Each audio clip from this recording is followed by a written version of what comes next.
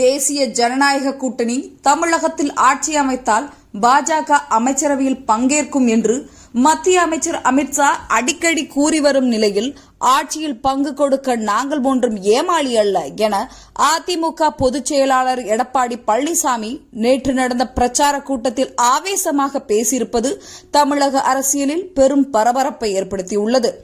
அதிமுகவை பாஜகவிடம் அடகு வைத்து விட்டார் என்றும் அமித்ஷாவின் தலையாட்டி பொம்மையாக எடப்பாடி பழனிசாமி செயல்படுகிறார் என்றும் விமர்சனங்கள் முன்வைக்கப்பட்டன.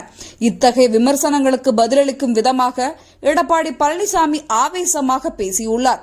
ஆட்சியில் யாருக்கும் பங்கு கிடையாது என்றும் அதிமுக கூட்டணி தனி பெரும்பான்மையுடன் வெற்றி பெற்று ஆட்சி அமைக்கும் என்றும் அவர் உறுதிபட கூறியுள்ளார். இதன் மூலம் கூட்டணி ஆட்சி இல்லை என்பதை அமித்ஷாவுக்கு மறைமுகமாக இல்லாமல் நேரடியாகவே பதில் கூறிவிட்டார் என்பது குறிப்பிடத்தக்கது. இதற்கு மேலும் ஆட்சியில் பங்கு, அமைச்சரவையில் பங்கு என மத்திய அமைச்சர் அமித்ஷா அல்லது அண்ணாமலை கூறிக்கொண்டிருந்தால் பாஜகவை கூட்டணியிலிருந்து வெளியேற்றக்கூட எடப்பாடி பழனிசாமி தயங்க மாட்டார் என்றும், அதனால் மத்திய அரசு கொடுக்கும் பிரச்சனைகளை கூட பாசிட்டிவாக மாற்றி அதை ஓட்டாகவும் மாற்றிவிடும் வல்லமை எடப்பாடி பழனிசாமிக்கு உண்டு என்றும் கூறப்பட்டு வருகிறது. இதை பற்றி உங்கள் கருத்துக்களை கீழே பதிவிடலாம்.